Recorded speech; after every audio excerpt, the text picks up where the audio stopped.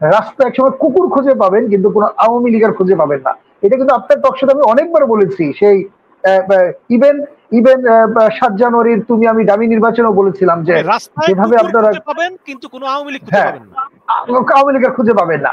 So ultimately কিন্তু এখন তাই হয়েছে।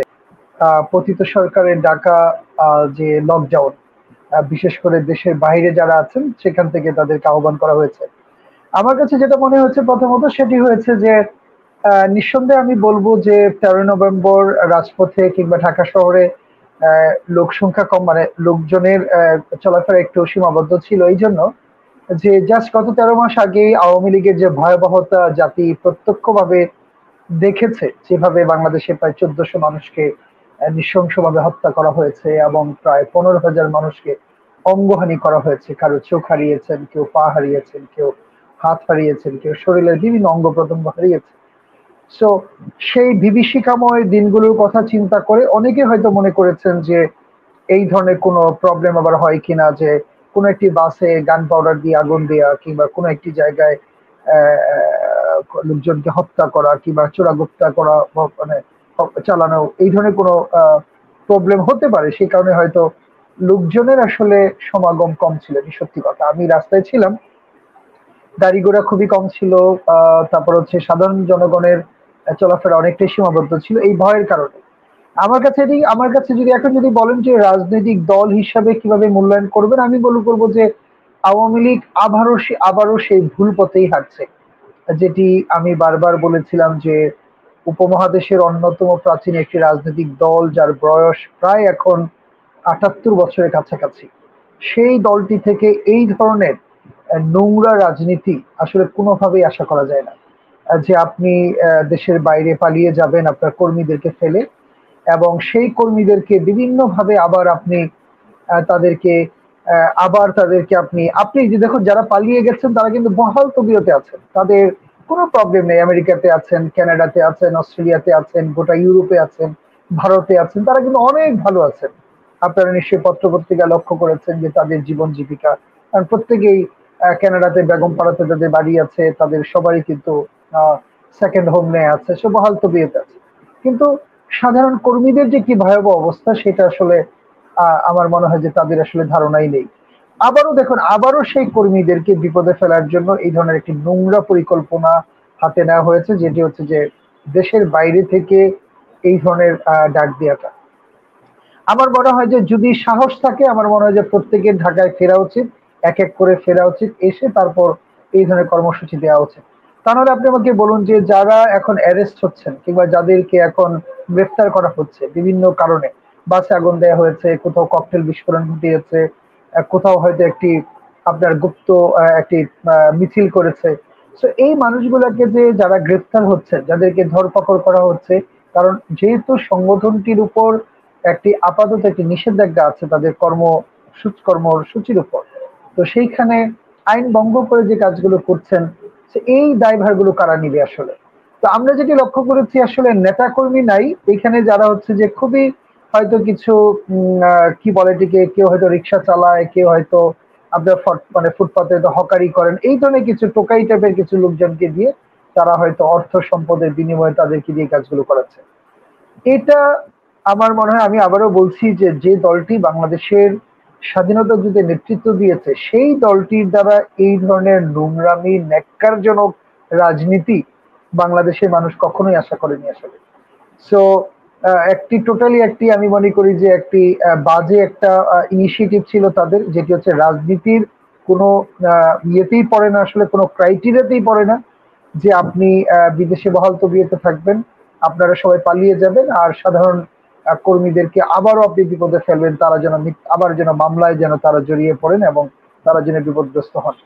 সো এক কথায় যদি বলি, এটি টোটালি একটি ব্যর্থ একটি পরিকল্পনা ছিল, ন্যাক্কারজনক একটি পরিকল্পনা ছিল।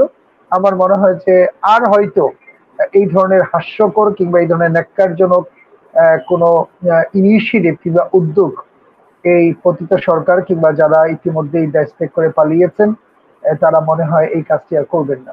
জি, ধন্যবাদ প্রফেসর খান। আপনি এক সময় আওয়ামী লীগের রাজনীতির সঙ্গে যুক্ত ছিলেন, কিন্তু আওয়ামী লীগের রাজনীতির প্রতি অতিষ্ঠ হয়ে আপনি আওয়ামী লীগের সুদিনের সময় কিন্তু আওয়ামী লীগ ত্যাগ করেছেন। আওয়ামী লীগ ক্ষমতায় থাকা অবস্থায়, এবং শেষ সময় না কিন্তু, ওই সময় কিন্তু আপনি আওয়ামী লীগ ত্যাগ করেছেন কত সালে? 2019 সালে।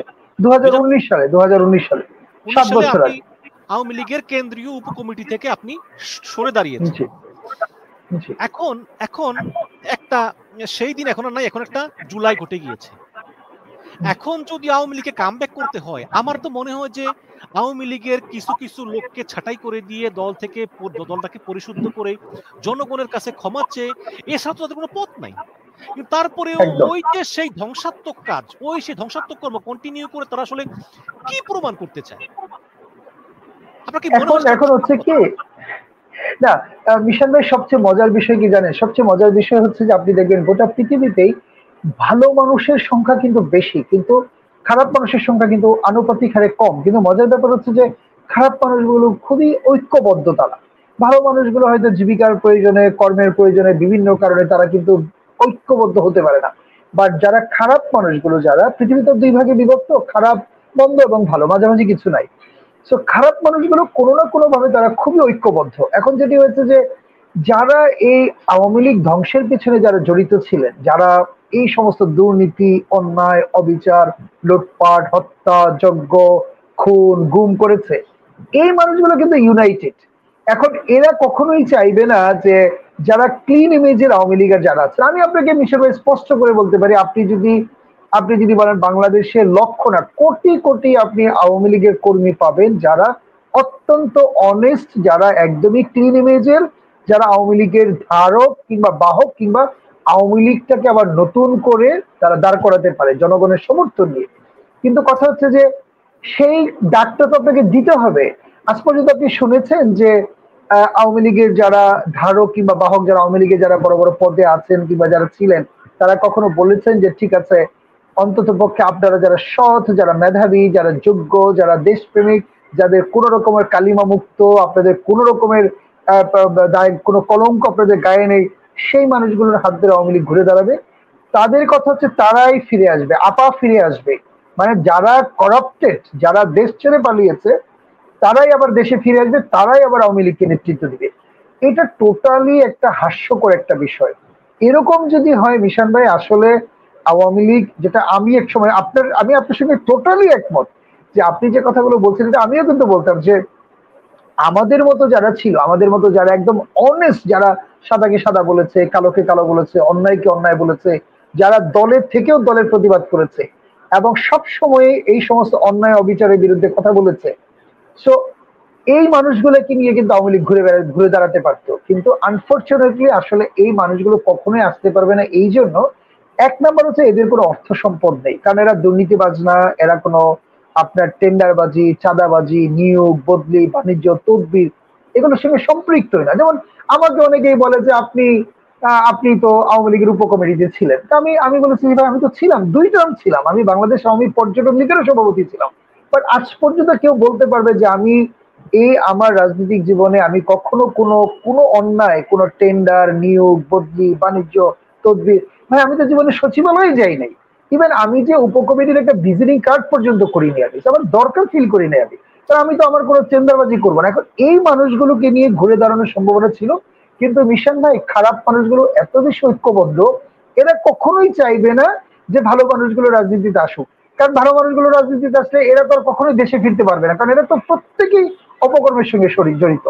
এই জন্য ওরা চাচ্ছে আবার কামব্যাক করার জন্য।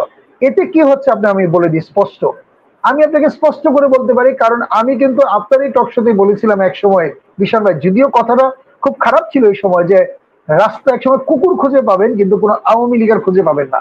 এটা কিন্তু আপনার টক শোতে আমি অনেকবার বলেছি। সেই ইভেন ইভেন 7 জানুয়ারির তুমি আমি দামি নির্বাচনও বলেছিলাম যে যেভাবে আপনারা পাবেন কিন্তু কোনো আওয়ামী লীগ খুঁজে পাবেন না, আওয়ামী লীগের খুঁজে পাবেন না। সো আলটিমেটলি কিন্তু এখন তাই হয়েছে। কারণ আপনি এখন পর্যন্ত দেখেন, গত 15 মাসে আমরা লক্ষ্য করে দেখলাম যে একটা ভালো মানুষকে মূল্যায়ন করা হচ্ছে না, নট এ সিঙ্গেল ওয়ান। প্রচুর, আমি আবারও বলছি, প্রচুর ভালো মানুষ আছেন যারা আওয়ামী লীগের রাজনীতি করেছেন কিংবা এখনো করেন, কিন্তু সেই মানুষগুলো তো ভাই সৎ, তাদের পক্ষে তো একটা পোস্টার ছাপানোর ক্ষমতা নাই, তাদের একটা ব্যানার বানানোর ক্ষমতা নাই। বাট আপনাকে যদি সেই দলটিকে যদি আবার যদি আপনাকে ঘুরে দাঁড়াতে হয়, তাহলে তো সেই মানুষগুলোকে ঐক্যবদ্ধ করতে হবে। আপনি তো সেই মানুষগুলোকে চাচ্ছেন না, কারণ আওয়ামী লীগ কখনোই চাচ্ছে না যে ভালো মানুষগুলো আওয়ামী লীগের সঙ্গে সম্পৃক্ত হোক, কারণ তাহলে যে এই যে যারা পালিয়েছেন এই মানুষগুলো কখনোই বাংলাদেশে আসতে পারবে না, তাদের তো বিচার হবে, তাদের বিচার হবে, তাদের বিচারের সম্মুখীন হতে হবে। তো যে কারণেই তারা আসলে চাচ্ছে না যে আসলে ভালো মানুষগুলো আওয়ামী লীগের রাজনীতিতে আসুক, তাদের ধারণা আপা আবার ফিরে আসবে, কারণ এটা তো তাদের বাপদাদার পৈতৃক সম্পত্তি, এটা তো একটা লিমিটেড কোম্পানি। সো আমরা সবাই ছিলাম তাদের কর্মচারী। সো গণমানুষের দল যদি হতো তাহলে আজকে আমাদেরকে মূল্যায়ন করা হতো, আমাদেরকে খুঁজে খুঁজে বের করে, আমাদেরকে খুঁজে বের করে মানে বলা উচিত ছিল যে তোমরা অন্তত আওয়ামী লীগের দায়িত্বটা নাও, তোমরা আওয়ামী লীগকে নতুন করে সাজাও, এটার নেতৃত্বে তোমরা আসো। কিন্তু তারা কখনো এটা বলবে না। তারা ওই ঘুরে ফিরে ওই যারা পালিয়েছেন, যারা বিভিন্ন জায়গায় এখনো ঘাপটি মেরে আছেন, হাজার হাজার কোটি টাকার মালিক হয়েছেন, আপনার ওই ফুটপাতের হকার থেকে কোটি টাকার বিলিয়নার হয়েছেন। তো এই মানুষগুলোকে নিয়ে আবার স্বপ্ন দেখছেন যে তারা আবার ফিরে আসবেন, আবার তারা। কিন্তু মিশন ভাই, আমি আপনাকে চ্যালেঞ্জ করে বলতে পারি যে এইভাবে যদি এই দলটি চলতে থাকে, আওয়ামী লীগ একসময় মুসলিম লীগের মতো নিশ্চিহ্ন হয়ে যাবে বাংলাদেশ থেকে। জাস্ট আপনি লিখে রাখুন যে নিশ্চিহ্ন হয়ে যাবে, দলের অস্তিত্বই থাকবে না কখনো বাংলাদেশে। জি, অনেক অনেক ধন্যবাদ। আমার দেশ পত্রিকায় শুনলাম যে শেখ হাসিনার সঙ্গে পুতুলের এই নিয়ে একটা কথা কাটাকাটি হয়েছে। পুতুল বলতেছে যে এভাবে আসলে রাজনীতি হয় না, রাজনীতির আগের মতো নয়। এই যে যে লোকগুলো এগুলো করেছে, এগুলো করে বাংলাদেশে আসলে এগুলো হবে না। প্রফেসর খান, আমাদের চোখের সামনে গণ আন্দোলনের কিন্তু এখনো মানে আমার চোখের সামনে এখনো ভাসে। আমার খেয়াল আছে আপনি আমার সঙ্গে কোন একটা অজ্ঞাত জায়গা থেকে আপনি লাইভে অংশ নিয়েছিলেন। হয়তো আপনার চেনা জায়গায় লাইভে অংশ নিলে পুলিশ আপনাকে গ্রেফতার করতে পারত। সেই গণ আন্দোলন, এইরকম একটা গণ আন্দোলন শেখ হাসিনা ভারতে বসে গণ আন্দোলন করে সরকার উৎখাত করবে, এটা আমি বিশ্বাস করি না। ওই রকম বিশ্বাস তারা এখনো মানুষের মনে স্থাপন করতে পারে না। আর ইম্পসিবল ইম্পসিবল ইম্পসিবল ইম্পসিবল, এটা একদম, এটা জাস্ট একটা দিবা স্বপ্নের মতো, এটা অসম্ভব, এটা কোনোভাবেই সম্ভব না। বাংলাদেশের মানুষ এখন যেভাবে সচেতন হয়েছে, বাংলাদেশের মানুষ এখন যেভাবে প্রতিবাদ করতে শিখেছে, যেভাবে সাদাকে সাদা বলতে শিখেছে, যেভাবে অন্যায়ের প্রতিবাদ করতে শিখেছে।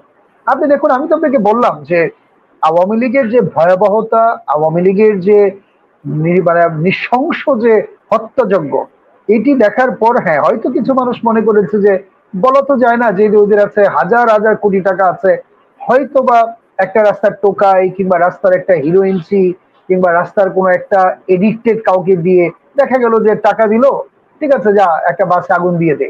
তো এই কারণে হয়তো বা মানুষ ঘর থেকে বের হয় নাই, তার মানে এই না যে তারা সফল হয়েছে। সম্পূর্ণ ব্যর্থ একটা কর্মসূচি ছিল, হাস্যকর একটা কর্মসূচি ছিল। এবং আমি মনে করি বাংলাদেশের রাজনীতির কোনো ক্রাইটেরিয়াতে এইভাবে পালিয়ে গিয়ে, বিদেশে গিয়ে এবং এইভাবে হাস্যকর লকডাউন, লকডাউনের ডেফিনেশনটাই তো জানে না। এই ধার করা শব্দ আমরা সেটি আমরা যখন ইয়ের সময় কোভিড-19 সময় আমরা এই শব্দটা ব্যবহার করেছি যে বিভিন্ন এলাকায় লকডাউন করা হয়েছে, লোকজন যেন ঘর থেকে বের না হয়, যেন আমার যে ডিজিজ যেটা হয়েছিল, করোনা ডিজিজ যেটা কোভিড, এটা যেন সংক্রমণে যেন আমরা কেউ সংক্রামিত না হই, সেই জন্য লকডাউন দেওয়া হয়েছে। এই ধার করা শব্দ, আপনার এগুলা বাসি পচা শব্দ আবার নতুন করে যে ঢাকা লকডাউন, এগুলো হাস্যকর। আমার মনে হয় যে এই ধরনের কর্মসূচিতে দলটি আরো নিশ্চিহ্ন হয়ে যাবে, আসলে একদম আরো নিশ্চিহ্ন হয়ে যাবে।